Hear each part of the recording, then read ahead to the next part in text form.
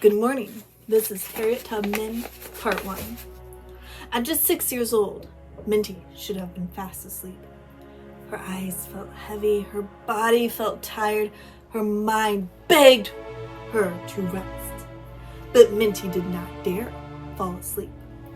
She listened closely to the quiet room, waiting to hear even the tiniest sound from the baby. The baby was sleeping in a small crib nearby, and watching him was Minty's job. All day and all night, Minty cared for the baby. She rocked him gently. She wrapped him snugly in his blanket. She sang soft songs to keep him calm and happy. Minty tried her very best because she knew something frightening. If the baby cried, she would be punished. Every time the baby stirred or made a tiny sound, Minty's heart thumped fast in her chest. What if he wakes up? She was worried. What if he cries? If the baby cried even for just a moment, the baby's mother would become very angry with Minty. Minty was afraid, but she kept going. She stayed awake. She watched. She waited. Because Minty was an enslaved person. Even though she was only 6 years old, Minty was forced to work every single day. She did not earn wages, which means she was not paid for her work. Did Minty get paid? No, she did not. Minty did not get to choose what she did or how she lived. Many days it felt like this life would never change. Minty believed she might have to live this way forever.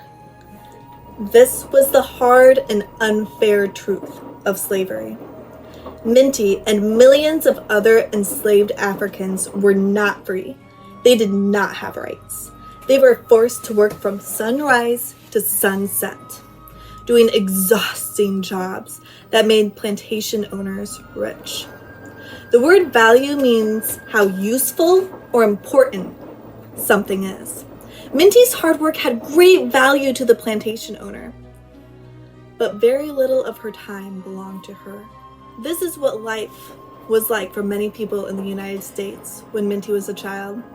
It had been this way for a very long time, even before Minty's parents and grandparents were born. One quiet night, Minty asked her mother a question she had been wondering about for a long time. "Why are we enslaved?" Minty asked. "How did this happen to our family?" Her mother took a deep breath and began to tell a story. "Your grandmother," she said softly, "came across the ocean on a huge ship. She came from a land called Africa. Many Africans were taken from their homes and brought here. They were forced to live and work as enslaved people in this land called the United States." Minty's eyelids drooped. Her head nodded forward, then snapped back up again. She pinched her arm to stay awake. The house was so quiet. No frogs croaked. No crickets chirped. It felt like all of Maryland was asleep. Everyone except Minty. She sat beside the crib, watching the baby rise and fall with each breath, hoping and praying he would not wake up. Minty's mother and father had 9 children, but enslaved families were often separated. Minty lived and worked on one plantation with her mother. Her father worked on a different plantation down the road. 3 of Minty's sisters were sent far away to work in another state called Georgia. Minty never saw them again. Enslaved people did not get to decide where they lived or who they stayed with. Plantation owners made those choices, doing whatever they thought would make them the most money.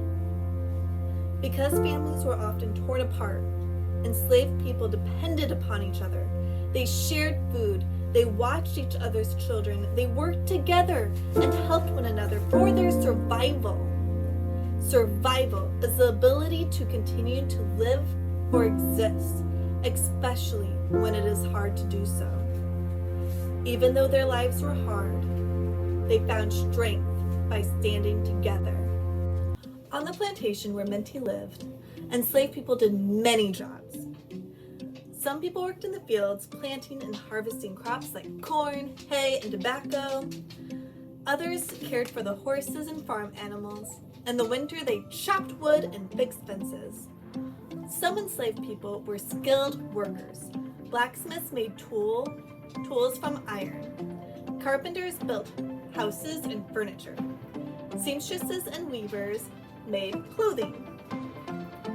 Many enslaved people lived in small shacks with dirt floors. They had very little food, only one set of worn clothes, and no shoes.